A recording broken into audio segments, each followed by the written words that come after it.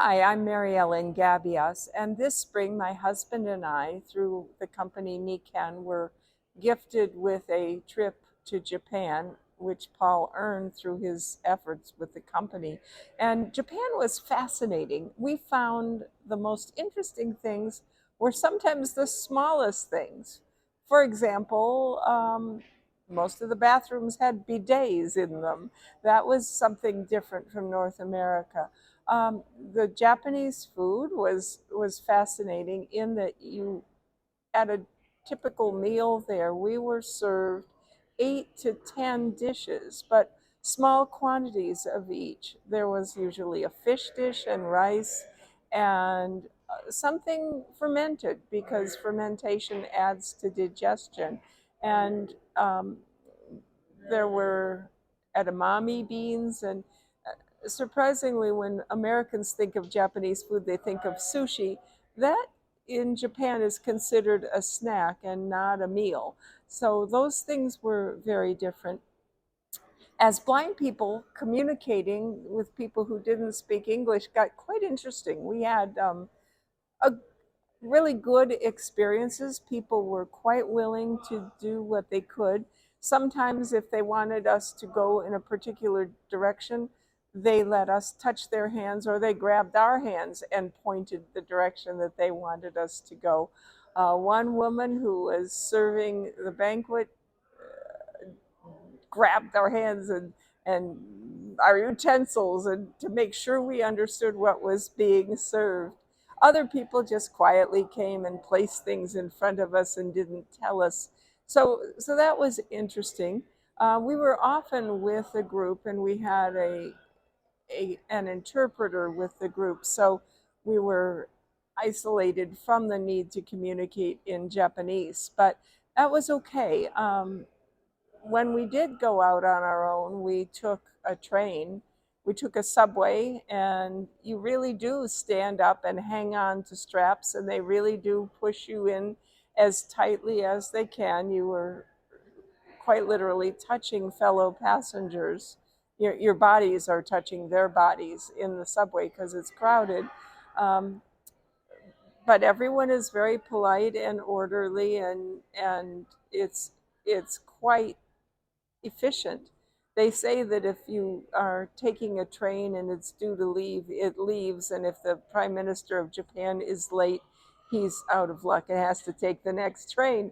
And um, we took the bullet train with our group, and that train goes 180 miles an hour. It's an extremely smooth ride and quite pleasant. You don't feel like you're going 180 miles an hour, but there are tunnels, and I was doing a Facebook Live and attempted to show people the Japanese countryside, and we were going through a tunnel at the time because they're all over. You went 5 minutes between tunnels, and then there was another one because we were crossing the mountain range that is the center of Honshu, and they don't go over the mountains because they're very steep and the grades would have been too difficult. So they go through the mountains. Later, when we were riding on buses, you could hear, we opened the window just a crack, and so we could hear when we were inside a tunnel and when we were out. The sound changed. Um, we visited a Japanese village and got to climb around in a 16th century Japanese home. Very interesting. They thatched roofs, but they build a fire on the ground floor of the roof because thatch attracts insects, and the smoke from the fire kills the insects and keeps houses from being infested. It was kind of hard on the lungs of the people living there too. And because fire was such a danger with houses built of thin wood and of straw, somebody was on duty all day and all night long to watch the fire to make sure it didn't escape the fire pit and burn the house down. Um, People's homes were in the same place as their places of business. And I was afraid as a blind person about going to Japan because I don't speak the language, but I found the people warm and accommodating. And um, when we were on a train, we took a train to a suburb to visit a guide dog school.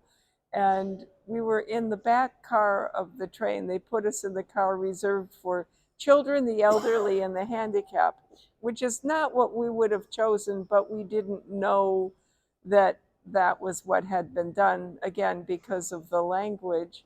Um, the problem was we couldn't hear the announcements, so we used IRA, a visual interpretation company.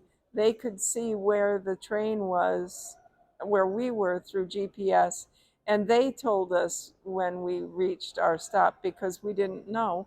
Although the train people met us at the end of the stop and escorted us out of the station.